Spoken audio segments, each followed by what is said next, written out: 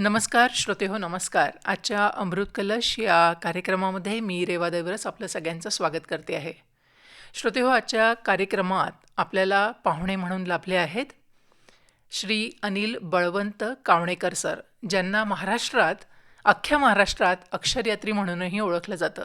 Sir, आमच्या आकाशवाणीच्या स्टुडिओमध्ये आपलं स्वागत आहे. नमस्कार. धन्यवाद मॅडम. सर, आमच्या श्रोत्यांना कार्यक्रमाच्या सुरुवातीला आपल्या कुटुंबाबद्दल, आपलं शिक्षण कुठे झालं, बालपण कुठे गेलं, याबद्दल काय सांगाल? शिक्षणाबाबत सांगायचं झालं तर मी MA BEd म्हणजे इंग्लिश विषय घेऊन मी MA BEd झालेलो आहे. बालपण तसं फार गरिबीतच गेलं, कारण अशा समाजामध्ये माझा जन्म झाला आहे की ज्याचा म्हणजे त्या शिक्षणाशी काही संबंधच नाही आहे. माझ्या 3-4 पिढ्यामध्ये कोणी म्हणजे अशा पद्धतीनं शिकलेलं नाही आहे. आणि का कुणास ठाऊक हे झालं खरं, म्हणजे मी स्वतःच्या प्रयत्नानं हे म्हणजे साध्य केलं. म्हणजे MA BEd इंग्रजी विषय घेऊन मी 25 वर्ष अध्यापनाचं कार्य केलं. अच्छा अच्छा. सर, मला जसं तुमचा बायोडाटा वाचला तेव्हा लक्षात आलं की तुमचं शिक्षण, तुम्ही म्हणाले की इंग्रजी MA BEd आपण केलेलं आहात, पण सर तुमचा हस्ताक्षर सुलेखनाकडे प्रवास कसा काय सुरू झाला आणि त्याला वस्तुस्थिती काय कारणीभूत ठरली, याबद्दल काय सांगता येईल? प्रसंग असा होता की 1997ला ज्ञानेश्वरांची 700वी म्हणजे जयंती सुरू होती मोठ्या धूमधडाक्यामध्ये संपूर्ण महाराष्ट्रामध्ये. त्यावेळी मी बापूजी साळुंखे कॉलेज मिरज इथं म्हणजे पार्ट टाईम जॉब करत होतो.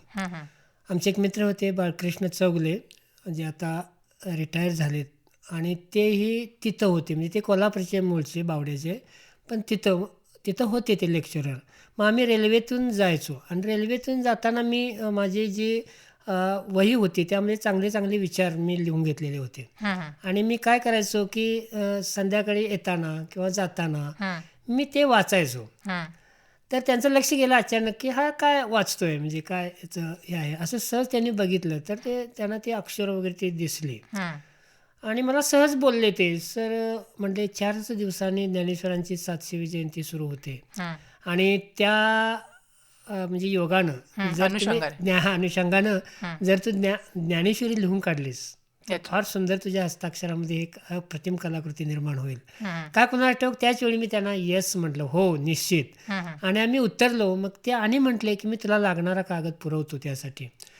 आम्ही जेव्हा कोल्हापूर स्टेशनवर उतरलो तेव्हा त्यांनी डायरेक्ट मला ते म्हणजे बावड्याची प्रेस होती, श्रीराम प्रेस, तिथं नेलं आणि कागदाची ऑर्डर दिली आणि तो प्रवास माझा सुरू झाला. मग सुरुवातीला मी ती म्हणजे पहिल्यांदा जी ज्ञानेश्वरी लिहिली ती 2 भागामध्ये लिहिली, अर्थासह लिहिली. वरती ओवी, खाली अर्थ. संस्कृत श्लोक तांबड्या अक्षरामध्ये घेतला.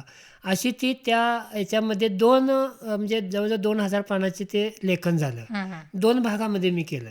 म्हणजे एक भाग 1 ते 10 अध्याय आणि पुढचा 11 ते 18. म्हणजे असा तो प्रवास झाला. ते पूर्ण केलं मी. आता पूर्ण केल्यानंतर मला असं वाटायला लागलं की आपण हे केलंय बरोबर आहे, पण आता आपण थांबायचं नाही. आणि त्यापासून जो प्रवास सुरू झाला तो अखंडपणे जवळजवळ 20 वर्ष म्हणजे मी हे लेखन केलं. सुरुवातीचं लेखन तर मी अगदी एकाच जागेला बसून 7-7, 8-8 तास म्हणजे बसून हे लेखन केलेलं आहे. अच्छा. आणि आतापर्यंतचा तो प्रवास म्हणजे आता मी थांबवलाय, पण अक्षराचे नमुने आता मी सुरू केलेले आहेत.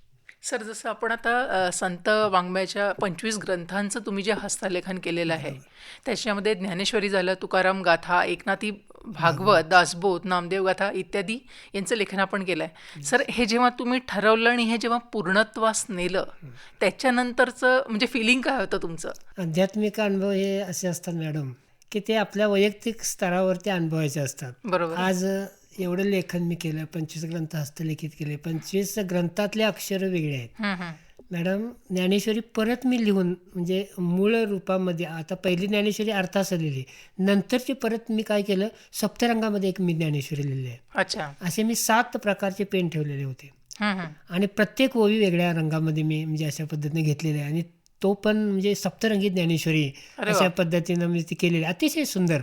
लता दिदीने ते काम बघितलं, पण तो योग आला नाही. त्यांच्या हस्ते मला त्याचं हे करायचं होतं. पण झालं, भेटल्या त्या, पण ते काही झालं नाही. आणि ग्रंथाची वैशिष्ट्य अशी आहेत की सगळ्या प्रकारचे म्हणजे प्रत्येक ग्रंथामध्ये वेगळं अक्षर, प्रत्येकाची स्टाईल वेगळी. पहिल्या पानाचं जे अक्षर आहे त्या ग्रंथामध्ये तेच शेवटच्या पानावर असेल, अशा पद्धतीचे ते म्हणजे होत गेलं. म्हणजे आणि अशा पद्धतीने 25 ग्रंथाचा टप्पा आतापर्यंत पार झाला. सर, आतापर्यंत तुमच्या हस्ताक्षरांमुळे तुमच्या वेगवेगळ्या क्षेत्रातील मान्यवरांशीही भेटी झालेल्या आहे. म्हणजे बऱ्याच मोठ्या मोठ्या लोकांना आपल्याला भेटण्याचा योगही लाभलेला आहे. तर त्याबद्दल काय सांगता येईल? एक आठवण अशी आहे की मला असं वाटायचं की म्हणजे मोठी माणसाने हे माझं काम बघावं, ते आपल्या घरी यावेत, त्याचा अक्षराचा आनंद घ्यावा असं वाटायचं मला. अच्छा. मी त्यातला एक अनुभव सांगतो की डॉक्टर जयंत नारळीकर साहेबांना मी पोस्टकार्ड साधं लिहिलं होतं आणि त्यात विनंती अशी केली होती की सर, असं असं मी काम केलं आहे आणि तुम्ही कधी आलात तिकडं कोल्हापूरला तर माझ्या घरी भेट द्या. अच्छा. तर मॅडम त्या म्हणजे 25 पैशाच्या पोस्ट कार्डवर मी ते लिहिलं होतं पत्र त्यांना, तर तेवढ्या पोस्ट कार्डवरती माझ्या घरी आले. बाबा, ही खूप मोठी गोष्ट आहे. आणि म्हणजे त्यांच्या मिसेस पण म्हणजे त्याही गणितज्ञ आहेत, त्या पण त्यांच्यावर आल्या होत्या आणि माझ्या साध्या घरामध्ये ते बसून त्यांनी तो आनंद घेतला आणि त्यांनी आश्चर्य व्यक्त केलं की अशा प्रकारचं काम होऊ शकतं का. मग त्यानंतर दिदींना मी भेटलो. मी लता मंगेशकरांना पन्हाळ्यावर मी भेटलो होतो. एक ग्रंथ नेला होता, म्हणजे त्यांना तो दाखवला. त्याही म्हणजे अतिशय म्हणजे आनंदित झालं हे कार्य बघून. आणि त्यानंतर मग रघुनाथ माशेलकर शास्त्रज्ञ, डॉक्टर विजय भटकरही माझ्या घरी येऊन गेलेत. त्यानंतर गोवारीकरनी बघितलं काम हे, बाबासाहेब पुरंदरेंनी बघितलं, शरद पवारने बघितलं.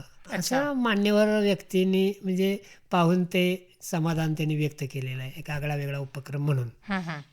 सर, आता इतक्या वर्षापासून आपण कॅलिग्राफी, आपण त्याच्याकडे वळूया थोडंसं. आता तसं सगळ्या जणांना माहिती आहे की कॅलिग्राफी म्हणजे काय, पण जर तुमच्या शब्दात जर तुम्हाला मांडायचा असला हा एक शब्द कॅलिग्राफी, तर तुम्ही कसा मांडाल?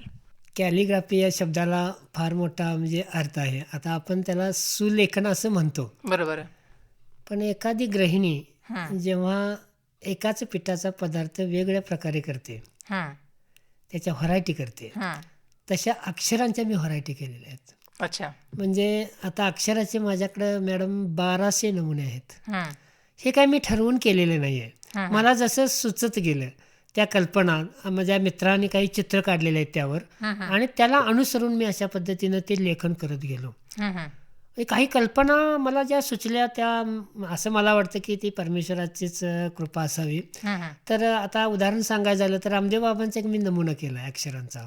तर रामदेव बाबांना दाढी आहे, तर त्या अक्षरांनाच मी दाढीचा आकार दिला आहे. अरे वा. म्हणजे इतकं सुंदर ते आहे की तो विचार वाचता येतो त्यावरचा. दाढीचा आकार आहे, पण जी जोडण्याची म्हणजे कला, योग ही निसर्गाशी जोडण्याची कला, अशा प्रकारचा एक त्यांचा विचार आहे, तो त्या ह्याच्या पद्धतीने मी मांडला आहे. किंवा असं गोल असं हे केलेलं आहे म्हणजे वर्तुळ, आणि त्यामध्ये ज्ञानेश्वरांचे चित्र मध्ये टाकून म्हणजे अशा पद्धतीनं मी ते म्हणजे पसायदान आणलेलं आहे. रामदासांचे चित्र मध्ये टाकून त्याच्या भोवती ते अक्षर समास लिहिलेला आहे. अशा प्रकारचे कलात्मक नमुने की अशा पद्धतीनं मी केलेले आहेत. कॅलिग्राफी हा विषय फार घन आहे मॅडम, कारण आता त्याच्यावर एवढं संशोधन झालंय. हस्ताक्षरावरून तुमचा स्वभाव म्हणजे ओळखला जातो, गुन्हेगार ओळखला जातो, तुमच्या आत्म्याचं ते प्रतिबिंब आहे. जसं बघा की काढलेलं चित्र चित्रकारानं हातानं आणि कॅम्प्युटरवर तयार केलेलं चित्र, कॅम्प्युटरवरचे चित्र आपल्याला आनंद देत नाही, पण हातानं जे चित्र काढलेलं असतं त्या कलाकाराचा त्यामध्ये त्याने तो आत्मा ओतलेला असतो आणि त्याच्यात एक समाधान असतं, आनंद असतो. अगदी बरोबर. आणि तसं हे अक्षर का भावतं माझं, म्हणजे मला ते एक म्हणजे सिद्धी प्राप्त झाली असं म्हणू आपण. कारण जिथं जिथं मी पत्र लिहितो तिथं प्रचंड त्याला किमान एक पत्र माझं 100-200 व्यक्ती बघतात. म्हणजे तो पत्राचा प्रवास पोस्टातूनच सुरू होतो बघायला. म्हणजे अशा पद्धतीने आज मी तो पत्रव्यवहार करतोय. आतापर्यंत जवळजवळ 30,000 पोस्ट कार्ड मी भारतातल्या मान्यवरांना मराठी, हिंदी आणि इंग्लिश या भाषेमध्ये लिहिलेले आहेत. माझा असा संकल्प आहे की ही अक्षरकला म्हणजे 10 दिशाला आपण म्हणजे 10 दिशामध्ये ती पोहोचवायची, असा एक माझा संकल्प आहे. आज ते लेखन माझं चालू आहे. सर, जसं आपण म्हणाले की हस्ताक्षरांचे विविध 1200 नमुने आपण तयार केले, पण ही आयडिया, ही कल्पना कशी सुचली सर तुम्हाला की अक्षरांच्या माध्यमातून एखाद्याचं चित्र साकारणं, आणि ते म्हणजे खरं पाहिलं तर प्रत्यक्षात ते बोलकं असतं, मग तर ही कल्पना कशी सुचली, याबद्दल काय सांगाल? हां, आता मी 25 ग्रंथ हस्तलिखित केले. मग मला असं वाटायला की कुठेतरी आपण थांबूया, कारण वयाचा एक म्हणजे प्रश्न आला. बरोबर. काही किरकोळ माझ्या तक्रारी सुरू झाल्या, म्हणजे पाठदुखी वगैरे. मग मी म्हटलं आता ठीक आहे, 25 झाले ना ग्रंथ, आता ठीक आहे, पण आता आपण व्हरायटी करूया अक्षरांच्या. आणि जसं जसं मी वाचत गेलो, त्या वाचनातनं आलेले विचार जे आहेत ते मी त्या पत्राला अनुसरून किंवा त्या A4 साईजच्या त्या चित्राला अनुसरून ते शोधू लागलो. बरं. यामध्ये माझ्या 4 म्हणजे असे मित्र मला मिळालेत, म्हणजे असं म्हणतो की मेड फॉर इच अदर. बरोबर.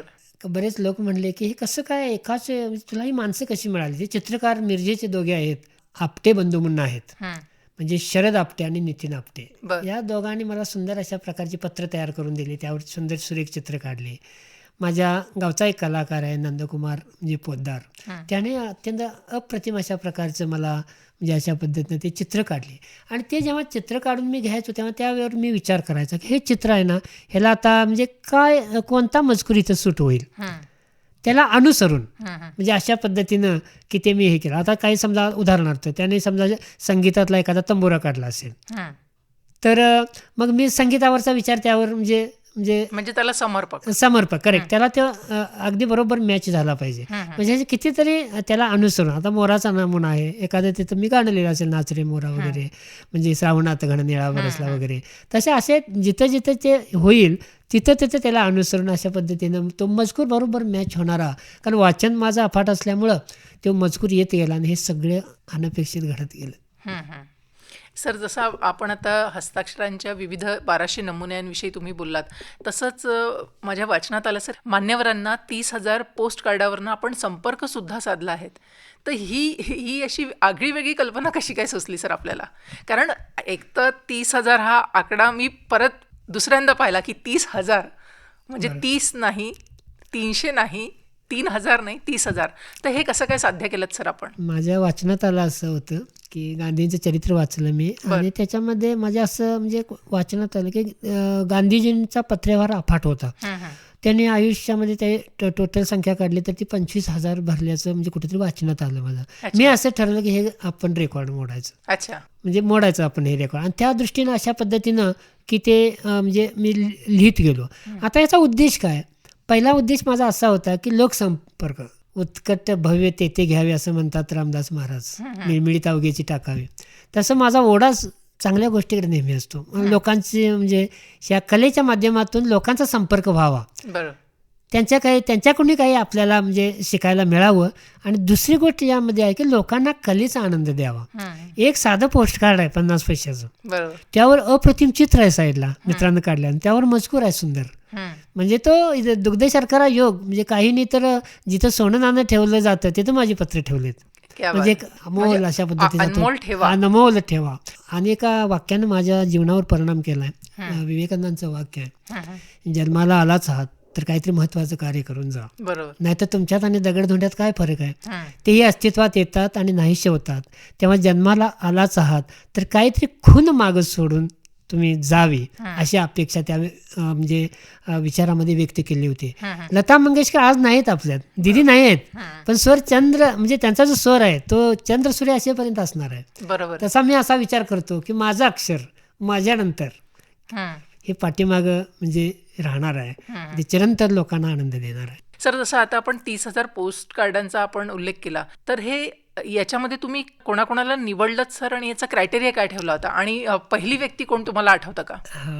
आता क्रायटेरिया असं काही नाही आहे, कारण माझा पत्रलेखनाचा उद्देश हा आहे की सामान्यापासून असामान्यपर्यंत व्यक्ती आहेत त्यामध्ये, आंतरराष्ट्रीय स्तरावरचे आहेत. असं काही नाही की प्रसिद्ध व्यक्तींनाच मी लिहितोय त्यांचा म्हणजे त्यांचा संदेश मी घेतोय, असाही काही विषय नाही आहे. तर शेतकऱ्याच्या बांधावर त्या शेतकऱ्यानं एखादं जर असामान्य काम केलं असेल त्याच्या शेतीमध्ये, खेळाडूनं आपल्या त्या क्षेत्रामध्ये काही केलं असेल, कलाकारानं एखाद्या त्या क्षेत्रामध्ये केलं असेल, किंवा प्रसंगानं कोणाचा वाढदिवस असेल, कोणाचं लग्न असेल, त्या प्रसंगाने ते मेसेज मी पाठवत असतो. आणि मला ते ओळख लागत नाही, कारण वाचनातूनच त्यांचे पत्ते मला मिळतात, उपलब्ध होतात. माझी ओळख असो किंवा नसो, माझं पत्र जातं. एखादं पेपर दररोज 6 पेपर मी वाचतो किमान, आणि त्यातून मला एक 3-4 रेफरन्स मिळतातच. म्हणजे असं कुणीतरी एक्स्ट्रा ऑर्डिनरी काम केलंय, एक आपल्यातून कल्पना मांडलेली, चला आपण या व्यक्तीशी याच्या म्हणजे आपल्याला बघता येईल, त्याच्याकडून काहीतरी घेता येईल, असा तो प्रवास सुरू झाला. अच्छा सर, विविध क्षेत्रातील मान्यवर व्यक्तींच्या मला वाटतं जवळजवळ 5,000 हस्ताक्षरांचा संग्रहही आपण केलेला आहे. तर ही कल्पना कशी काय सुचली की आपण या लोकांची हस्ताक्षरांचा संग्रह आपल्याजवळ करावा? आता काही वेळा वाटतं की आपलं हस्ताक्षर सुंदर आहे असं काही वेळा वाटतं माणसाला, पण तसं काय नसतं मॅडम. कारण असे कितीतरी म्हणजे माणसं असते की आपल्यापेक्षा पण सुंदर अक्षर असू शकेल. मग मी असा विचार केला की त्या निमित्तानं आपण पत्र पाठवायचं लोकांना, आणि ज्यांचं अक्षर चांगलं असेल त्यांना विशेष विनंती करायची की तुम्ही तुमच्या अक्षरांचा नमुना 1-2 वेळीचा 4 वेळीचा फक्त साध्या पोस्ट कार्डवरून पाठवा. आता तुम्हाला पोस्ट कार्ड का निवडलं तुम्ही, तर हे त्याचा आकार छोटा असतो. आज एवढं म्हणजे भरपूर लिहायला वेळ नाही माणसाला, अंतर्देशीय पत्र. अगदी बरोबर. किंवा पोस्ट कार्डच मी आग्रहच करतो की तुम्ही पोस्ट कार्डवर लिहा, 1-2-3 वाक्य तुम्ही किंवा 4 वाक्यापर्यंत लिहा, आणि तो एकच आकार असल्यामुळे मला ठेवायला बरं पडतं. आणि त्यामध्ये मग असं मग काही साहित्यिक आले, संगीतकार आले, शेतकरी आले, खेळाडू आले, राजकारणी आले, म्हणजे सगळ्या थरातली माणसं माझ्या म्हणजे त्या संग्रहात आली. आता एक किस्सा मी सांगतो मॅडम. मी तर एका प्रतिष्ठित व्यक्तीला मी पत्र पाठवलं होतं, म्हणजे प्रसिद्ध आहे ती सध्या महाराष्ट्रामध्ये. त्यांचं उत्तर मला 6 महिन्यानं आलं, आणि त्या पत्रात त्यांनी असं लिहिलं आहे की क्षमस्व, माझ्या पत्राला उशीर होत आहे. याचं कारण असं की मला पत्र लिहायला तुम्हाला धाडस झालं नाही, कारण ते पत्र बघूनच मी इतका म्हणजे प्रभावित झालेलो आहे, आणि मला स्वतःच हे वाटलं की माझं अक्षर खराब आहे, मग खराब अक्षरामध्ये पत्र कसं पाठवायचं. तरी पण मी आहे त्या ह्याच्यामध्ये धाडस करून तुम्हाला लिहितोय, तुम्ही त्याचा स्वीकार कराल अशी अपेक्षा आहे, असं त्यांनी पत्रामध्ये लिहिलं होतं. अच्छा सर, आता आपण वळूया. तुमचं जे वाचन आहे, तुम्हाला वाचनाची भरपूर आवड आहे, आणि जसं माझ्या लक्षात आलं की सर 4 वर्षामध्ये जवळजवळ 1,500 पुस्तकांचं वाचन आपण केलेलं आहे. तर ही वाचनाची आवड अगदी पहिलेपासून होती की आता ह्या क्षेत्रात तुम्ही आलात तर जनसंपर्क किंवा हे जे सगळं करावं लागतं त्याच्यामुळे ही वाचनाची आवड निर्माण झाली? तर याविषयी काय सांगता येईल सर? वाचनाची आवड हा एक वेगळाच विषय आहे मॅडम. कारण 10वी-12वी नंतर थोडीशी मला जाण यायला लागली. त्यावेळी फक्त अभ्यास करायचो मी, आणि मला असं वाटायला लागलं 12वी नंतर की आज बाहेरचं पण जरासं वाचलं पाहिजे आपण. आणि मग मी वाचायला सुरुवात केली, छोटी छोटी सुरुवातीला पुस्तकं वाचलीत, आणि मग ते मी वाचतच राहिलो. मग विवेकानंदांचे जवळजवळ ते 10 खंड मी म्हणजे अशा पद्धतीने कॉलेजला असताना म्हणजे वाचून काढले. नोकरीच्या निमित्तानं माझा प्रवास 4-5 ठिकाणी झाला, 1-1 वर्ष 2-2 वर्ष काही ठिकाणी अनुभव म्हणून. मग तिथं ग्रंथालयात मी तास झाले की तिथं ग्रंथालय म्हणजे जायचो, ग्रंथपालांना भेटायचो, तिथली पुस्तकं काही चांगली म्हणजे अशा पद्धतीनं. आता ते मी रेकॉर्ड ठेवलं नाही मॅडम, पण जिथं मी काम केलं 20-25 वर्षापूर्वी, तिथं किमान प्रत्येक त्या माझ्या रजिस्टरला किमान 200-300 पुस्तकं असतील. मग 4-5 ठिकाणी मी काम केलं, त्यामुळे ही संख्या असं वाढत गेलं. आणि मग तोपर्यंत हे लेखन झालं 20 वर्षामध्ये, अक्षरांचे नमुने झाले. मी म्हटलं आपण एक आता दुसरा अनेक मार्ग, म्हणजे ज्या मार्गाला आपण जायचं तिथं खोलीमध्ये जायचं, त्यातलं रेकॉर्ड करायचं. मग ते वाचनाचं असेल, लेखनाचं असेल, पत्रलेखनाचं असेल, ते करायचं. वाचायला सुरुवात केली, पण पूर्वी मी त्याची नोंद ठेवली नाही, पुस्तक कुठलं वाचलं वगैरे. म्हणजे वाचल्यावर आपण जे नोंदी ठेवतो ते ठेवलं. मग आता हे 1,500 कसं कळलं आपल्याला की मी ती नोंद केली, किमान बाबा आपण पुस्तकाचं नाव आणि लेखकाचं नाव. तर जवळजवळ 60 ते 70 पानं या म्हणजे माझी भरलेले आहेत. आणि आज मी माझ्या हातामध्ये म्हणजे 1510 नंबरचं जे पुस्तक आहे, श्वास नावाचं, आताही माझ्या पिशवीमध्ये ते आहे. तर आता ते वाचन चालू आहे, म्हणजे अशा पद्धतीनं. आणि मग माझा असं आज म्हणतो की वाचन संस्कृती कमी झालेली आहे. एक महाराष्ट्राला मी आदर्श घालून देईन, कारण बाबासाहेब आंबेडकर हे माझं दैवत आहे, म्हणजे वाचनामधलं दैवत मानतो मी त्यांना. त्यांच्या वाटेवरचा मी एक वारकरी आहे, म्हणजे अक्षराची यात्रा करणारा. आणि मला आता पुढचं आयुष्य जेवढं आहे मिळेल तेवढं तर ते वाचत राहायचं आहे. परमेश्वराकडे एकच इच्छा आहे की माझा शेवट जो आहे तो हातात पुस्तक असताना होऊ दे किंवा हातात संगीत असताना होऊ दे. म्हणजे असा संकल्प मी केलेला आहे. किमान म्हणजे 2000चा आकडा पार करायचा आपला टप्पा आहे. म्हणजे आयुष्य मिळालं तर तो किती होईल मी आज सांगू शकत नाही. अच्छा सर, आजपर्यंत आपण हजारो पुस्तकं वाचलेली आहेत, पण मला इथे असा प्रश्न विचारायचा आहे की मग कुठल्या कुठल्या प्रकारची पुस्तकं आपल्याला वाचायला आवडतात किंवा आपले आवडते लेखक किंवा कविता तर कुठले आहेत, याबद्दल काय सांगाल? मॅडम, वाचताना मी असं ठरवलं की त्या वाचनाला दर्जा असावा. माझं असं मत आहे की लाईफ इज व्हेरी शॉर्ट. जीवन हे अल्प आहे. तुम्ही किती वाचणार? म्हणजे एवढं ते म्हणजे इतकं आता ते पुस्तकांचं हे आहे, म्हणजे कोट्यावधी पुस्तकं आहेत, पण तुम्ही किती वाचणार? मग मी असं ठरवलं की आपण दर्जेदार वाचायचं. 100 पुस्तकाचं काम एका पुस्तकानं करावं. अच्छा, म्हणजे असा माझा तो दृष्टिकोन होता. आणि सिलेक्टेड. आता वाचनाला मात्र विषयाचं बंधन नाही. आध्यात्मिक वाचन आहे, राजकीय वाचन आहे, आर्थिक वाचन आहे, कादंबऱ्या आहेत, कथा आहेत, प्रवास वर्णन आहेत, म्हणजे सगळ्या प्रकारचं, कविता आहेत, सगळ्या प्रकारचं मी वाचन केलेलं आहे. मी त्याला विषय असा ठेवलेला नाही आहे, म्हणजे दर्जेदार मात्र. आता तुम्ही जो प्रश्न मला विचारला की तुमचे आवडते लेखक किंवा काय, आता तसं जर सांगायचं झालं तर वि. स. खांडेकर मी पूर्ण वाचला. अच्छा, प्रख्यात्रे पूर्ण वाचले, पु. ल. देशपांडे पूर्ण वाचले, रणजित देसाई वाचले, शिवाजीराव सावंत जे वाचले, म्हणजे असे जे दर्जेदार आहेत, सुधामूर्ती वाचल्या, जे दर्जेदार आहेत त्यांच्या जवळजवळ सगळी पुस्तकं म्हणजे असे म्हणजे वाचलेले आहेत मी. आणि आजही मी तो शोध, आता समजा काही नोबेल पारितोषिक विजेती पुस्तकं आहेत, त्यांचं मराठीकरण झालेलं आहे. उदाहरणार्थ एका कोळीयाने पु. ल. देशपांडेंनी केलंय, म्हणजे the old man and the sea नावाचं पुस्तक आहे, अर्नेस्ट हेमिंग्वेने लिहिलेलं, त्याचा मराठी अनुवाद केलेला आहे पु. ल. देशपांडेंनी, एका कोळीयाने. अतिशय प्रेरणादायी अशा पुस्तकाचं पुस्तक आहे. अग्निपंख आहे कलाम साहेबांचं, श्यामची आई आहे, एका पानाची कहाणी वि. स. खांडेकरांचं आत्मचरित्र आहे. असे कितीतरी पुस्तकं आहेत की अगदी शोधून शोधून मी ती म्हणजे वाचलेले आहेत. एखादं पुस्तक मला हवं असेल तर ते मी 10 दिशा फिरून ते म्हणजे हे करतो, मिळवतो आणि वाचतो. अच्छा सर, जसं आता आपण अनुवादाविषयी बोललात, तर कुठल्या कुठल्या पुस्तकांचा अनुवाद आपण केलाय सर आजपर्यंत? मी अनुवाद केला नाही, पण अनुवादित पुस्तक वाचले मी, इतरांनी केलेली. बरं, ती का वाचली? आता मला इंग्रजीमध्ये म्हणजे the old man and the sea हे वाचलो मी, पण मातृभाषेतून जेवढं समजतं तेवढा, आता माझा जरी विषय इंग्रजी असला तरी त्यातली अभिव्यक्ती आहे ती पूर्ण ते म्हणजे कळत नाही आपल्याला, काही शब्द कळत नाहीत किंवा काहीतरी संकल्पना कळत नाही. म्हणून मी ठरवलं की अगोदर इंग्रजी वाचायचं आणि त्याचा अनुवाद वाचायचा, किंवा अगोदर अनुवाद वाचायचं मग ते पुस्तक ओरिजिनल वाचायचं, की जेणेकरून माझं तर असं मत आहे की ज्ञान आपले हे जे आहे मराठीतलं ते अगोदर म्हणजे मराठीत आता सगळी पुस्तकं मॅडम मराठीमध्ये उपलब्ध आहेत, फक्त वाचकांचीच वानवा आहे. म्हणजे सगळं तुम्हाला मराठीमध्ये उपलब्ध होऊ शकतं मॅडम, फक्त वाचन कमी होत आहे. आणि या अशा एका काळामध्ये मी हे वाचन चालू केलं की वाचन संपलेलं आहे. आज हातात मोबाईल आहे, वाचायला वेळ नाही आहे माणसाला, पण म्हणजे पुस्तकाची जागा मोबाईल घेऊ शकत नाही. म्हणजे मोबाईलला मर्यादा आहेत. तुम्ही आता PDF वर साधी पुस्तकं उपलब्ध आहेत. हे जर मी वाचलं असतं मोबाईलवर तर माझे डोळे आता राहिलेच नसते. म्हणजे स्क्रीनचा जो प्रॉब्लेम आहे तो सध्या, तर तो आला असता. आणि म्हणून हातात पुस्तक घेण्यामध्ये जसं एखाद्या लहान मुलाला आपण कुरवाळतो म्हणजे प्रेमानं, तसं मी पुस्तकांना कुरवाळतो. आणि नवी पुस्तकं वाचायला मला अतिशय आनंद होतो. आणि जेव्हा मी वाचनात असतो तेव्हा मी स्वर्गात असतो. क्या बात आहे सर. शास्त्रीय संगीतावर संशोधन, पण याच्यात एक भरपूर काम केलेलं आहे, तर याबद्दल आमच्या श्रोत्यांना काय सांगाल? संगीताशी माझा लहानपणापासून संबंध आहे मॅडम. लहानपणापासून मेळ्यामध्ये कार्यक्रम व्हायचे सांस्कृतिक, तिथून मी भाग घ्यायचा. वयाच्या 4थीला असल्यापासून संगीताची मला लहानपणापासूनच आवड आहे. विशेषतः शास्त्रीय संगीताची मला आवड होती. मी 5-6 वर्ष म्हणजे तबला पण शिकलेलो आहे, क्लासिकल. मी तबला वाजवतो, हार्मोनियम वाजवतो आणि पेटी पण वाजवतो.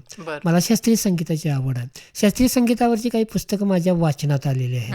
आणि ते आल्यानंतर असं संशोधन जगामध्ये सुरू आहे की म्युझिक थेरपी नावाचा आता एक नवीन उपचार पद्धती येते, कन्सेप्ट आहे. दवाखान्यामध्ये सुद्धा अशा ट्यून्स सोडल्या जातात. बरोबर. आणि ज्याला ज्या प्रकारचा रोग आहे, म्हणजे मधुमेह असेल किंवा BP असेल, तर ठराविक ते राग त्यांना जर ऐकवले, त्यांच्या कानावर गेले, तर त्याची तीव्रता जी आहे, किंवा बरेच पण पूर्ण होऊ शकतात किंवा त्याची तीव्रता कमी म्हणजे होऊ शकते. तुकाराम महाराजांचा एक प्रसंग आहे. तुकाराम महाराज राखण म्हणून त्या एका पिक्चरमध्ये आपण बघितले की ते, किंवा त्यांच्या चरित्रामध्ये आहे पहा, की त्यांना असं काही बोलीवर, त्यांना मजुरीवर बोलवलं होतं त्या पिकाची राखण करण्यासाठी. आणि मग ते शत्रूंनी त्यांच्या त्यामध्ये म्हणजे गुरु वगैरे घालून ते नाश केला त्याचा. आणि मग तो मालक आल्यानंतर तुकारामांच्यावर रागवला की हे आता मी तो आता कसं भरून देणार, हे तुझ्या मी हे करणार, जप्ती आणणार तुझ्या घरावर वगैरे. आणि तुकाराम शांत राहिले. आणि जेव्हा ते मळलं गेलं तेव्हा प्रचंड अशा प्रकारचं म्हणजे तिथं धान्य निर्माण झालं.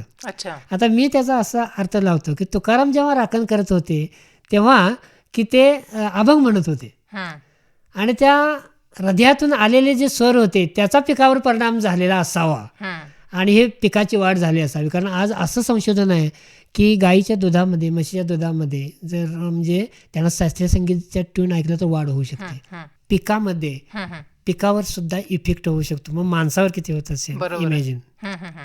सर, इतकं वेगवेगळ्या क्षेत्रामध्ये आपण काम करता. एकीकडे कॅलिग्राफी आहे, त्याच्यानंतर हस्ताक्षरांचे विविध नमुने, मान्यवरांच्या जवळजवळ इतक्या हजारो लोकांचे तुम्ही हस्ताक्षरांचा संग्रहसुद्धा केलेला आहे, पुस्तकांचं वाचनही आहे.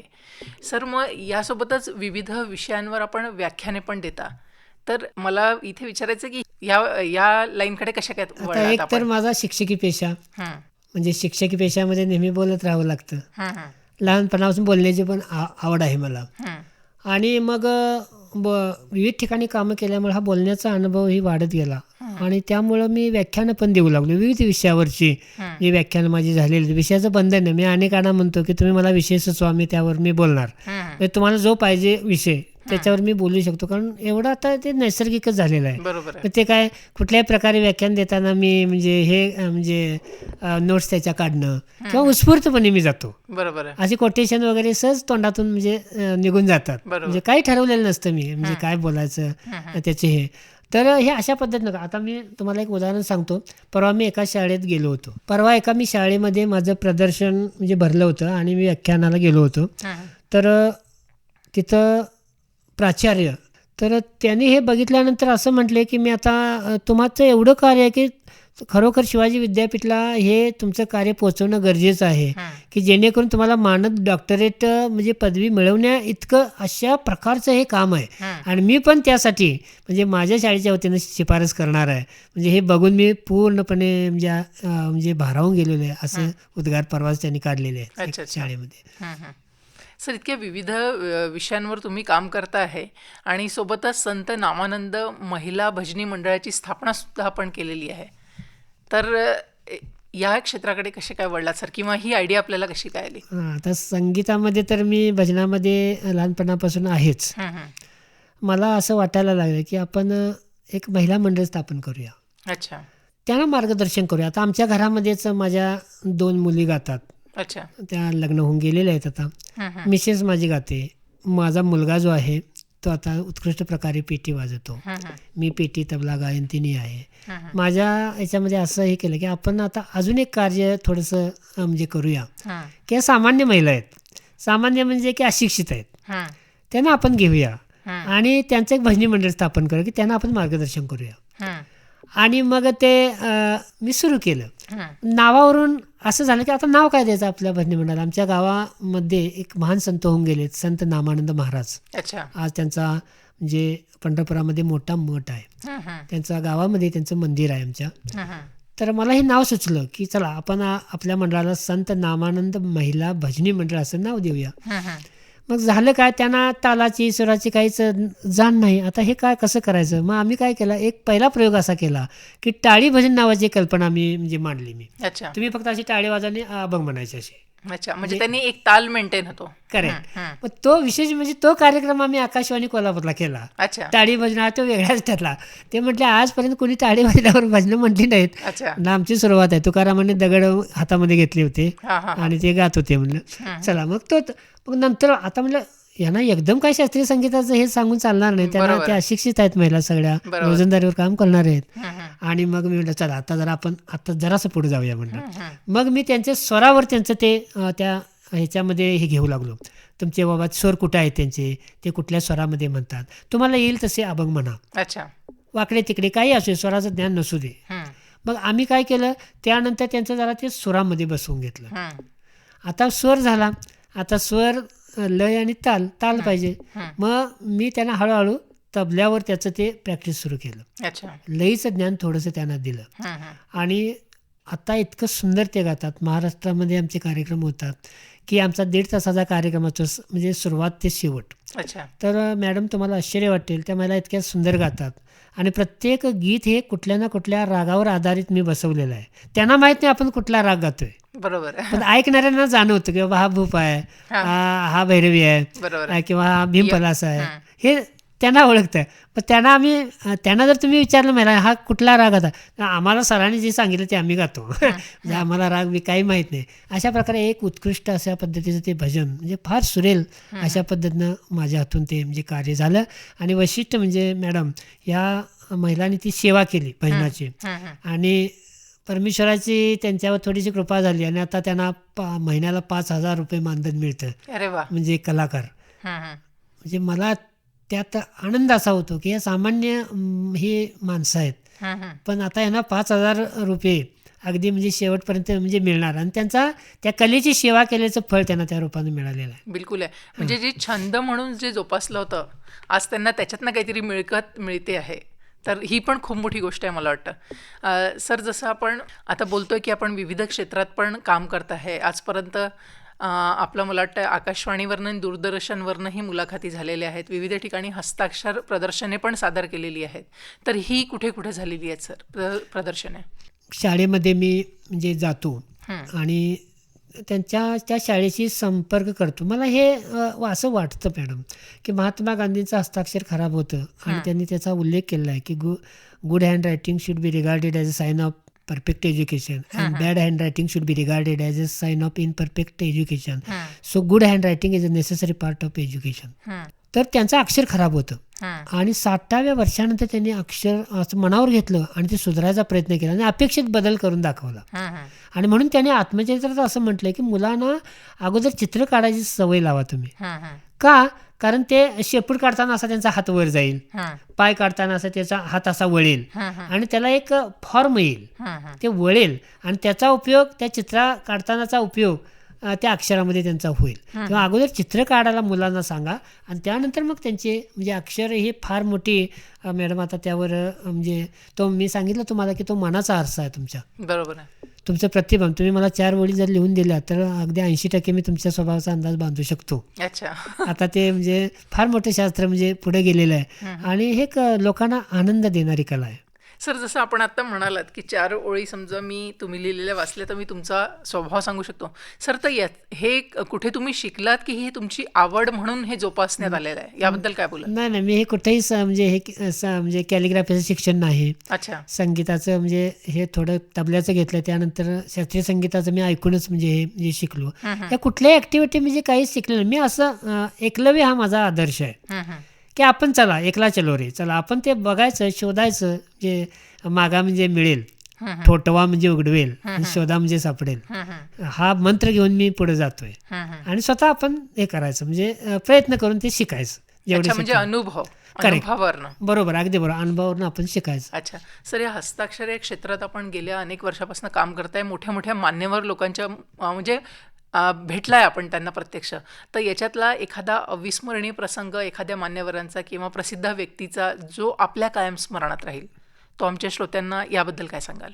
माझ्या जीवनातला अविस्मरणीय प्रसंग सांगायचा झालं तर मी लता दीदींचा जो प्रसंग आहे, जेव्हा मी त्यांना हे दाखवलं आणि अनेक आठवण मी सांगतो दीदींची. दीदींना एक मी पत्र लिहिलं होतं. ही कोणत्या सालची गोष्ट आहे सर? साधारण एक 10 वर्ष झाली असतील या गोष्टीला. मी म्हटलं दीदीला एक पत्र लिहायचं आणि पाकिटातून एक पत्र त्यांना पाठवलं होतं आणि त्यावर ते मोराचं चित्र होतं आणि त्या मोराच्या चोचीमध्ये असं एक पान काढलं होतं माझ्या मित्रानं आणि मी त्यावर ते लिहिलं होतं, त्या मोराच्या चोचीमधलं ते पान आणि त्याच्यावर. तर त्यांना ते इतकं मॅडम गेलं पत्र आणि ते आवडलं. मी शाळेत होतो, तासावर होतो आणि तासावरून आलो आणि एक 5 मिनिटांमध्ये त्यांचा लँडलाईनचा फोन आला. अरे बापरे. म्हणजे प्रत्यक्ष लता बोलत होत्या आणि मला काय बोलणं म्हणजे सुचेनाच. मला मी भावूक झालो अक्षरशः. म्हणलं कसं शक्य आहे हे?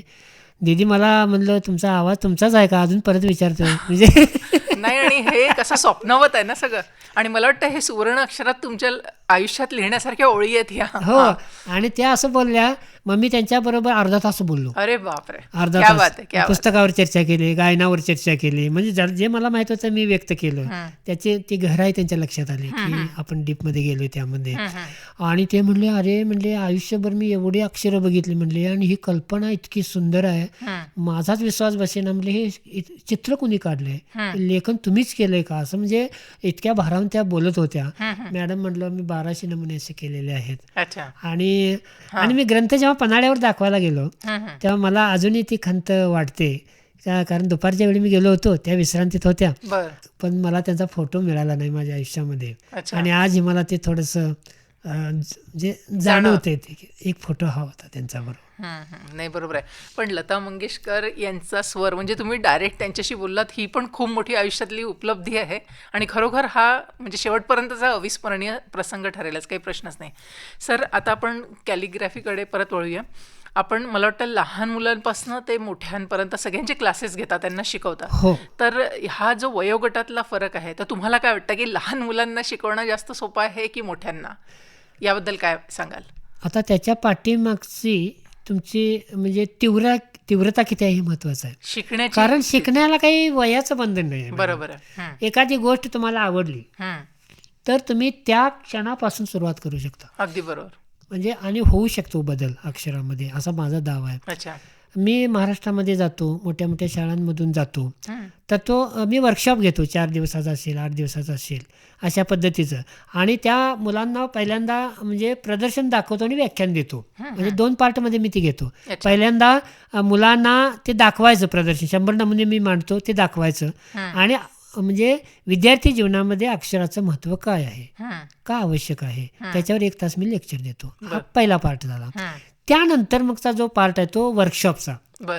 दोज हू आर इंटरेस्टेड, ज्यांना त्यामध्ये आवड आहे त्यांनी नावं नोंद करावीत. आणि मग त्यामध्ये मी 4 दिवसाचं किंवा 8 दिवसाचं फी लावतो, मी त्याचं मूल्य लावतो. आता त्याचं कारण असं आहे की हा जो प्रकल्प मी उभा केला मॅडम, जवळजवळ 4 ते 5 लाख रुपये स्वतःचे गुंतवलेत मी. बरोबर. आणि ही एवढी तपस्या की महाराष्ट्र कुणी अजून केलेलं नाही. म्हणजे माझा तर असा दावा आहे, म्हणजे चॅलेंज आहे की हे एवढं कार्य कुणीही केलेलं नाही आहे. आणि मग त्याचाही आपल्याला थोडंसं हे व्हायला पाहिजे. माझ्या काही कल्पना आहेत मनामध्ये, आर्ट गॅलरी एखादी उभी करावी, तिथे हे सगळं मांडावं, तिथे सगळं लोकांनी बघावं, आपली स्मृती राहावी, गव्हर्नमेंटनेही त्याला सहकार्य करावं. पण तोपर्यंत मग हे थोडं प्रकार त्याचा खर्च आहे. आता एक फोल्डर जर घ्यायचा झाला तर 50-50 रुपये एका फोल्डरची किंमत आहे. 1300 नमुने झाले तर हिशेब करा तो. म्हणजे असं त्याची जोपासना झाली पाहिजे. पत्र ठेवायला अल्बम म्हणजे 200-300 रुपये ते अल्बमची किंमत असते, आणि इतर ते म्हणजे 700-800 पत्र. मग हा मी आता काय विचार करतो की त्यांच्याकडून ती फी ठराविक म्हणजे आकारतो त्यांना. आणि असं कंपल्शन नाही आहे त्यांना की त्यांनी माझ्या वर्कशॉपला हजेरी लावावी, म्हणजे त्यांच्यावर सोपवतो. मी त्यांना विद्यार्थ्यांना सांगतो तुमच्या पालकांशी हे करा, कॉन्टॅक्ट करा, त्यांना आवडली कल्पना, कारण हे विद्यार्थी जीवनामध्ये महत्त्वाचंच आहे सध्याच्या काळामध्ये. आणि त्यामुळे दुर्लक्ष होऊ नये. आणि असा हजारो म्हणजे विद्यार्थ्यांना मी ते मार्गदर्शन केलेलं आहे, म्हणजे त्यांची फी वगैरे त्यांना आकारून. नाही, आणि मला वाटतं सर, फ्री ऑफ कॉस्ट आपण देतो तर त्याची किंमत नसते, पण एखादी काय म्हणतात त्याला रक्कम आकारली तर आपल्याला पण असं वाटतं की आपला मेहनतीचा पैसा आहे बा, तर आपण त्याला आउटपुट दिलं पाहिजे. अगदी बरोबर आहे. सर, या क्षेत्रात आपण गेले इतक्या वर्षापासून काम करताय, इतक्या मोठ्या मोठ्या लोकांच्या संपर्कात आपण आलात, आणि आपल्याला विविध पुरस्कारांनी पण सन्मानित करण्यात आलेलं आहे. तर जर मुख्य पुरस्कारांचा इथे उल्लेख करायचा झाला तर कुठले कुठले सांगाल आपण? तर या कामामध्ये म्हणजे जसं मी काम करत गेलो, आत्तापर्यंत मला 10 पुरस्कार मिळालेले आहेत. त्यामधला अगदी श्रेष्ठ पुरस्कार जर सांगायचा झाला तर इचलकरंजीचा प्रसिद्ध जो राष्ट्रीय स्तरावरच्या व्यक्तींना दिला जातो तो आहे फाय फाउंडेशन पुरस्कार.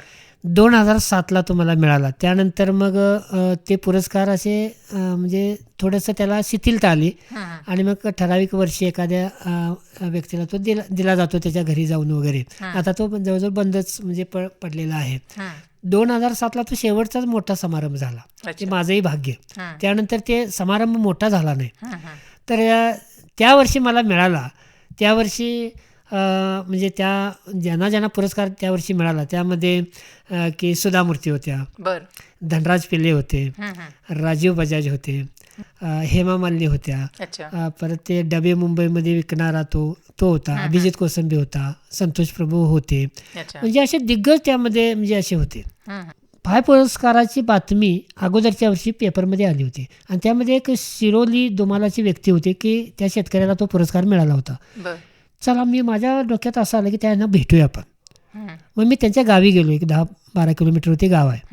मी म्हटलं जरा मला माहिती द्याल का. तर त्यांनी अगदी म्हणजे त्यांनी काम बघितलं आणि त्यांनी माहिती दिली मला. मग मी काय केलं की साधं पोस्ट कार्ड त्यांच्या ते प्रमुख कमिटी प्रमुख होते त्यांच्याकडे पाठवलं. असं मी काम केलंय, तुम्हाला जर योग्य वाटलं तर याचा विचार व्हावा आणि त्यासाठी तुम्ही माझ्या घरी सदिच्छा भेट द्यावी. तर पडते साहेब म्हणून होते त्यावेळी, तर ते आलेत. ते सगळं त्यांनी बघितलं. त्याला म्हणजे ठेवायला साधं म्हणजे कपाट पण नव्हतं. त्या देवळीमध्ये जुन्या अशा म्हणजे ते ग्रंथ ठेवलेले होते. तर म्हणले तुम्ही एक अर्ज द्या. मग अर्ज मी दिला. तर मॅडम म्हणजे त्या एका अर्जावर त्यांनी अशी प्रतिक्रिया व्यक्त केली की आजपर्यंत फाय फाउंडेशनच्या इतिहासात इतका सुंदर अक्षरात अर्ज आलेला नाही आणि तो अभिमानाने त्यांनी म्हणजे ठेवलेला आहे आणि तेवढ्या एका अर्जावर मला तो पुरस्कार प्राप्त झालेला आहे. अच्छा सर, आता आपल्याला वाचनाची सुद्धा आवड आहे. आपण हस्ताक्षरांचे विविध 1200 नमुने तयार केले, त्याच्यानंतर 30,000 पोस्ट कार्डावरनं संपर्क साधला. हे इतकं विविध याच्यातलं काम केलेलं आहे आपण. पण या व्यतिरिक्त आपले अजून काही छंद आहेत का जे इथे श्रोत्यांना सांगता येतील, त्याबद्दल काय सांगा. आता माझ्या लेखनाचा जो संबंध आहे तो कशाचा आहे, पेनाचा आहे. बरोबर. हां, तर तो म्हणजे पेन जवळजवळ 101 प्रकारचे पेन माझ्या संग्रहामध्ये. जिथं जिथं जातो तिथं मी ज्या त्या दुकानात जातो तिथे माझ्या म्हणजे स्टेशनरीच्या दुकानात लक्ष असतं काही नवीन आलंय का किंवा हे आहे का, काही नवीनता आहे का त्याच्यामध्ये. आणि या 100 पेनचाही वापर रेग्युलर आहे, म्हणजे रेग्युलर आहे. म्हणजे त्यामध्ये कटनिप आहे, जेल पेन आहेत, म्हणजे असे विविध प्रकारचे म्हणजे पेन आहेत. एक तर नागपूरच्या म्हणजे नागपूरचा एक इंजिनियर आहे, त्याचं म्हणजे हस्ताक्षर माझ्या बघण्यात आलं. मी त्याला संपर्क केला पत्रावरून आणि म्हणजे कशाने लिहिलं, इंग्रजी त्याने लिहिलं होतं. हे कशाने लिहिलं तर तो म्हटला हा पार्करचा पेन आहे.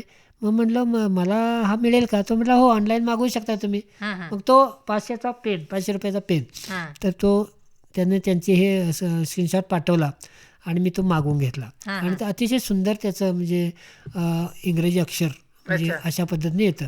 आणि मग सगळ्या प्रकारचे पेन मी वापरतो. आता वर्कशॉपमध्ये सुद्धा मी मुलांना नुसतं सुंदर अक्षर असं करावं एवढंच सांगत नाही आहे. सुरुवात मी करतो कशी, कागद कसा असावा, पेन कसा असावा, बेसिक करेक्ट अगदी बरोबर. तो पेन हातात कसा धरावा, त्याचे किती अंतर असावं, बैठक व्यवस्था कशी असावी, एकाग्रता कशी साधावी, शिरोरेषा कसा मारायचा, म्हणजे अगदी त्यामध्ये A to Z म्हणायला हरकत नाही. हे असं करून घेतो. सर, जसं आपण आता म्हणालात की पेन कसा धरायचा, तर नुसतं साधा पेन धरण्याचं पण मला वाटतं बरेच लोकांच्या वेगवेगळ्या पद्धती असतात. तर ते लिहिण्याचा जो फ्लो असतो सर, त्याच्यावर त्याचा परिणाम होतो का. हां, बरोबर. आता जी बैठक आहे लिखाणाची ती महत्त्वपूर्ण भूमिका बजावू शकते यामध्ये. काही विद्यार्थ्यांचं म्हणजे पेपरला 10वी-12वी सुपरविजन करताना माझ्या लक्षात आलं की ते कसे धरतात पेन. म्हणजे काही आता आमच्याकडे एक विद्यार्थिनी होती 12वीची, ते असं काहीतरी ते असं वेगळाच पेन धरायची. बाई म्हटलं तुझं अक्षर चांगलं आहे पण तू पेन असा का धरतेस, म्हणजे हे बघ, हे एवढं अंतर पाहिजे बघ. मग तिला ते म्हणजे म्हणतात ना habit is the second nature of man, तिला ते वळत पडलं होतं ना. आणि ते म्हटलं हे घालवलं पाहिजे तुला म्हटलं, आणि हे तुला फास्ट लिहिता येणार नाही, वेगानं तू जाऊ शकणार नाही आणि हे बदल कर. आणि मग मी त्याला ते मार्गदर्शन केलं. एवढ्या आत्ता सुद्धा लिहिताना माझं पहिलं लक्ष जातं कोण लिहित असेल तर त्या कसा धरलाय पेन, त्यानं त्या व्यक्तीने पेन कसा धरलाय आणि त्याचा अक्षरावर परिणाम होऊ शकतो. बरोबर. म्हणजे त्याचा जो ठराविक अँगल आहे तो पकडायला लागतो.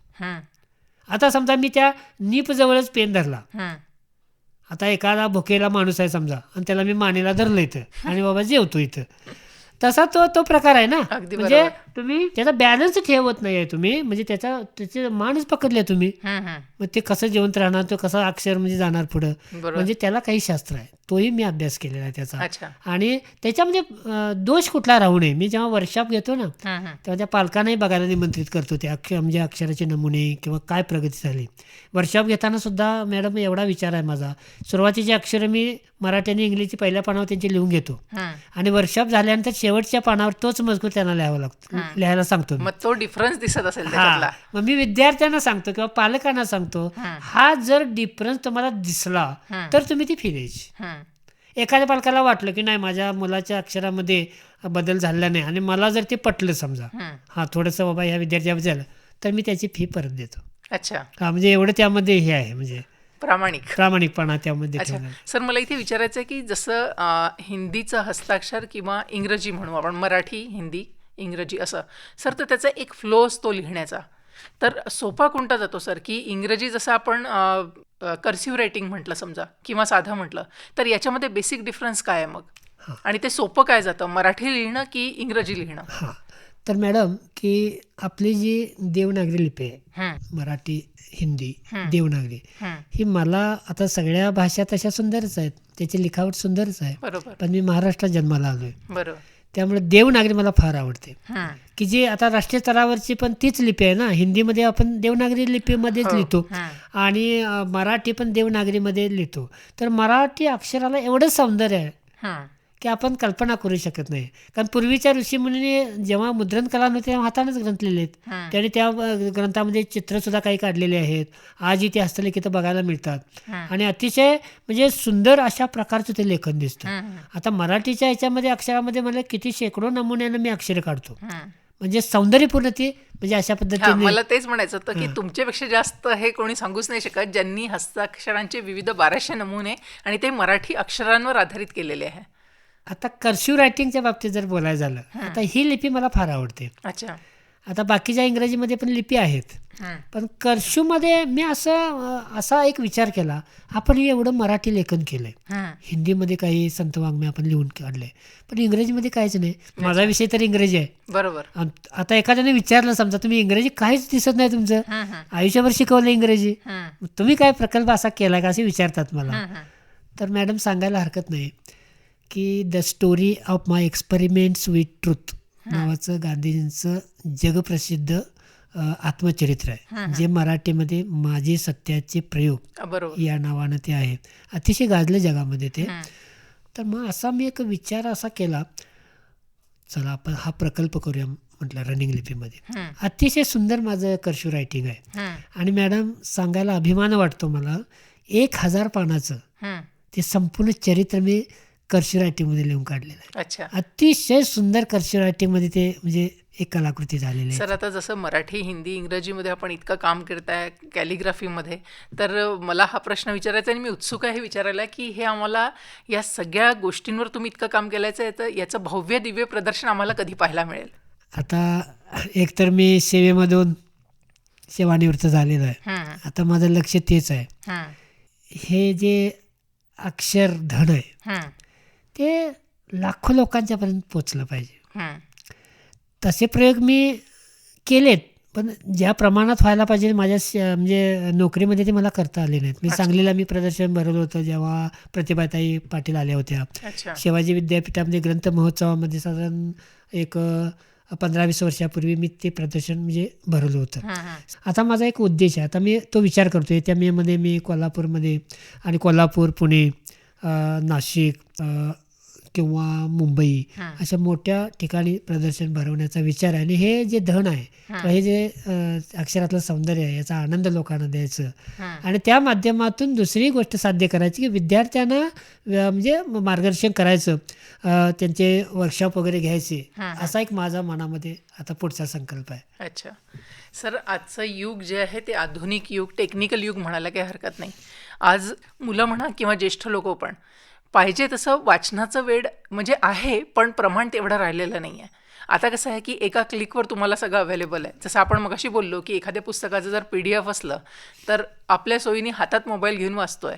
पण सर आजची जी जनरेशन आहे किंवा युवा पिढी आपण म्हणू, जर वाचनाच्या दृष्टीनं जर त्यांना सांगायचं झालं तर आपण त्यांना काय संदेश द्याल किंवा काय सुचवाल की त्यांनी काय केलं पाहिजे? असं एक वाक्य, वाचाल तर वाचाल, हे सध्याच्या काळामध्ये हे वाक्य फार लागू पडतं. कारण मी आता बघतोय वाचन संस्कृती, माझं असं मत आहे की जवळजवळ संपत आलेली आहे. म्हणजे कोणी काही म्हणत ही पुस्तकं खपतात वगैरे, हे नाही आहे. कारण वाचन संस्कृतीच कमी का, ही साधनं आपल्या हातामध्ये आली, TV आला, आज मोबाईल आला हातामध्ये, आणि मला क्वचित असं चित्र दिसतं की बाबा वाचन करताना कोणीतरी दिसतंय मला. तर मुलांनी चांगलं जे वाङ्मय आहे म्हणजे आपल्या महाराष्ट्रामध्ये असेल, भारत तरी म्हणजे ज्ञानाची खाण आहे. बरोबर. आणि एवढी हे निर्माण झालेलं आहे की तुम्हाला तुमच्या जीवनामध्ये यश मिळवायचं असेल. आता बघा की मोठी जी माणसं आहेत जगामधली ती वाचनातून घडलेली आहेत. बरोबर. महात्मा गांधी घ्या, पंडित नेहरू घ्या, बाबासाहेब आंबेडकर घ्या, म्हणजे जे जी मोठी माणसं ही वाचनाने घ्या, म्हणजे त्याला पर्याय नाही आहे. त्या ज्ञानाला म्हणजे भगवद्गीतेमध्ये पण म्हटले नाही, ज्ञानेन सदृशम पवित्रमेव विद्यते. अर्जुना, या जगात ज्ञानाशिवाय पवित्र कुठलीही वस्तू नाही. म्हणजे अग्नी जसा लाकडाला भस्म करतो तसं सगळं जे काही निगेटिव्ह आहे ते भस्म होतं आणि ज्ञानाची ज्योत कायम तेवत राहते. तेव्हा त्या ज्ञानावर माझं फार प्रेम आहे, अखंड. आणि दासबोधमध्ये पण सांगितलंय, प्रसंगी अखंडित वाचित जावे, दिसा माझी काही लिहित जावे, प्रसंगी अखंडित वाचित जावे. हा मंत्र घेऊन माझा हा प्रवास चालू आहे. आणि वाचलं पाहिजे मॅडम, पर्याय नाही. त्या तुम्ही ज्ञानाची साधनाही केली पाहिजे. ज्ञान इतकं उपयोगी पडतं जीवनामध्ये की तुम्ही कुठेही तिथं म्हणजे असा म्हणजे प्रभाव टाकू शकता. आता विवेकानंदांनी एका वाक्यावर जग जिंकलं. बरोबर. केवढं वाचन विवेकानंदांचं होतं. आणि ते तुम्हाला खरोखर आयुष्यात यश मिळवायचं असेल तर याला शॉर्टकट नाही आहे. तुम्ही अखंड ही साधना करत राहिलं पाहिजे आणि ज्ञान तुम्हाला आयुष्यामध्ये नेहमी उपयोगी पडत राहणार आहे, तुम्हाला आनंद देत राहणार आहे. आनंद तर देणारच, आणि जिथं सरस्वती आहे तिथं लक्ष्मी पण येणार. बरोबर. म्हणजे तुम्ही ज्या पदावर असाल तिथं ती लक्ष्मी पण तुमच्या पाठोपाठ ज्ञानाची म्हणजे ती साधना जर केली तर ते पण तुम्हाला आर्थिक सुद्धा ते म्हणजे चांगल्या पदावर. आज माणसं आहेत चांगल्या पदावर आहे ते ज्ञानानंच आहेत ना. ती ज्ञानाची साधना करावी विद्यार्थ्यांनी, सगळ्यांनीच करावी, शेवटच्या क्षणापर्यंत करावी असं माझं मत आहे. असं आता काही जण मला म्हणतात की आता आमचं आयुष्य संपलं, आता आम्ही काय वाचायचं. Journey of 1000 miles begins with a single step. क्या बात. हजारो मैलाचा प्रवास एका पावलानं सुरू होतो. बरोबर. आता मला हे माहिती होतं का मी एवढं करणार आहे, मी काय ठरवूनच केलं नव्हतं ना. हे कुठल्याही डोक्यामध्ये हा विचार नाही आपण हे करायचं आहे. सुरुवात केली आणि आज इथपर्यंत आला. हां, म्हणजे मलाही आश्चर्य वाटते मागं बघून हे कसं झालं आपल्या हातून. एखादं ज्ञानेश्वरी झाल्यानंतर एखादा माणूस थांबला असता, बाबा झाला आता एक उपक्रम म्हणून, पण तो अखंड 20 वर्ष करतोय ते. म्हणजे शेवटच्या क्षणापर्यंत म्हणजे मनुष्यानं म्हणजे ज्ञानाची साधना करत राहिलं पाहिजे. आणि वेळेचं त्याला हे नाही आहे. जेव्हा तुम्हाला जाणीव होते की हे आपलं राहिलेलं आहे तेव्हा त्या क्षणापासून तुम्ही लागा. टाईम इज मनी, वेळेला महत्त्व द्या. तरीसुद्धा की एका शास्त्रज्ञाला विचारलं गेलं म्हणजे वृद्ध झाल्यानंतर की तुम्ही अजून हे का वाचता, आता काय किती दिवसाची सोबती तुम्ही.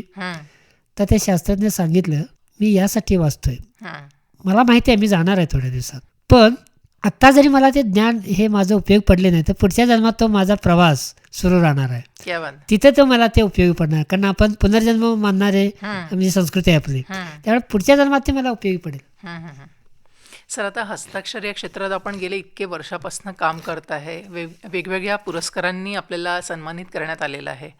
तर आता मागे वळून जेव्हा आपण पाहता तर आता या क्षणी मनात काय आहे की अजून काही उरलं आहे का करायचं, किंवा जर मला दुसऱ्या शब्दात जर बोलायचं असेल तर पुढचा टप्पा काय आहे आपला, की मला आता हे साधायचं आहे. पुढचा प्रवास कुठं थांबणार आहे मी आज सांगू शकत नाही. आता मी असं ठरवले की पुढचं जे आयुष्य मला मिळणार आहे ते माझं बोनस आयुष्य असणार आहे. म्हणजे मी कारण मरणाची वेळ मी निश्चित करू शकत नाही, ते परमेश्वरानं आपल्या हातात ठेवलं आहे. पण जाण्यापूर्वी, हे जग सोडण्यापूर्वी, मगाशी तुम्हाला म्हटलं की माझी परमेश्वराकडे एकच मागणी असेल की एकतर लेखन करताना किंवा वाचन करताना किंवा संगीत हातात असताना, वाजवताना, ऐकताना माझा शेवटचा क्षण म्हणजे त्याच्या चिंतनात जावा, या भूमिकेतून जेवढं मला शक्य आहे तो क्षण आणि क्षण मी त्या कामासाठी म्हणजे वाचन असेल, लेखन असेल, वर्कशॉप असेल, मुलांना मार्गदर्शन असेल, व्याख्यानं असतील, या माध्यमातून जेवढा वेळ मिळेल तेवढा मी सत्कारणी लावण्याचा प्रयत्न करणार आहे. बरं सर, आज आपण इथे आलात, आपण इतकं केलेलं हस्ताक्षर, स्पेशली हस्ताक्षर या क्षेत्रात केलेलं कार्य आणि आपले अनुभव कार्य आमच्या श्रोत्यांना सांगितले आणि आमच्या श्रोत्यांनाही ही मुलाखत नक्कीच आवडेल याचा मला विश्वास आहे. तेव्हा आज आपण इथे आलात तर आकाशवाणी सांगली परिवाराच्या तर्फे मी आपले आभार मानते. धन्यवाद. धन्यवाद.